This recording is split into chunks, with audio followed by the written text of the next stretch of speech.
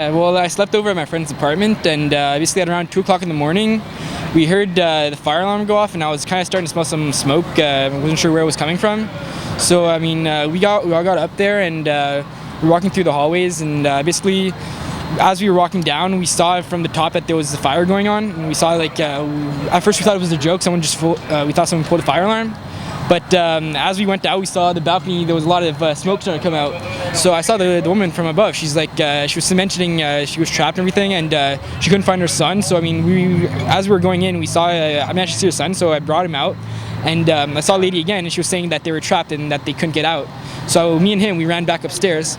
And as we were going upstairs to try and see what was going on into her apartment, we saw a man in a wheelchair, and he couldn't get out because he was in the wheelchair and there was stairs. Yeah, he was disabled, and there was stairs, so there was absolutely no way of him going down. So me and him, we grabbed the wheelchair, we brought it downstairs to the main doors. We let one of the other people who was waiting around just wheel him out after we brought him downstairs. We ran back upstairs to get to the lady's apartment, and by the time we got upstairs, there was just smoke and fire everywhere in the hallways. We couldn't breathe or see. Yeah, we couldn't breathe or see. If we went in, I mean, it probably would have been the end for us too. But we tried our best. We ran back downstairs. I saw the young boy. He was crying. He saw his mother, and at that time, everything was on fire. There was flames coming everywhere out of the balcony.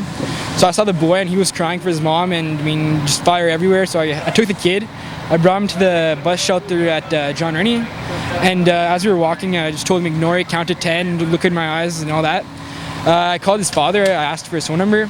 I called his father. He came to meet up with us. I stayed with the kid in his car for a bit while the father looked around to try and find out what was going on with his son and the other woman in the apartment.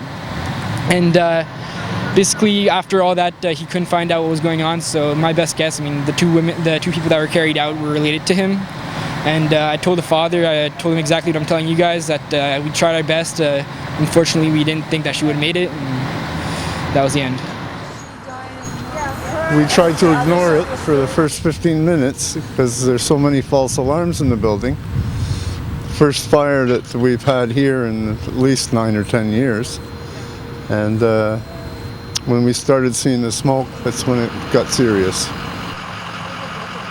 I saw a couple off the top floor climb down the balconies and make it safely from balcony to balcony coming down. Everyone thought everyone had gotten out, but there was a fellow looking for his wife. But I saw him looking frantically for her most of the night. You said that it took quite a while for the fire department to come? Well, I mean, it felt like a while. I didn't see the time, but it felt like forever. Like in my perspective, if your fire station is right down there, how long do you think it should take the fire to get here? Like 5 minutes max? Because she was still in the balcony, and it's been like if they were here earlier, I'm pretty sure she could have at least gotten out.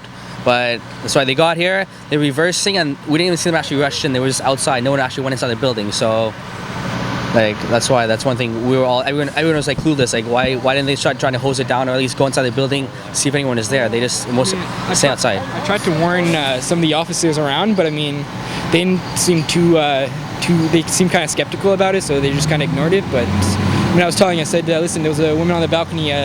The guy's mom, the boy's mom, was trapped up there, and they just said, okay. People screaming. Everyone's saying like it's a woman on the balcony, but we didn't see them do anything. That's why.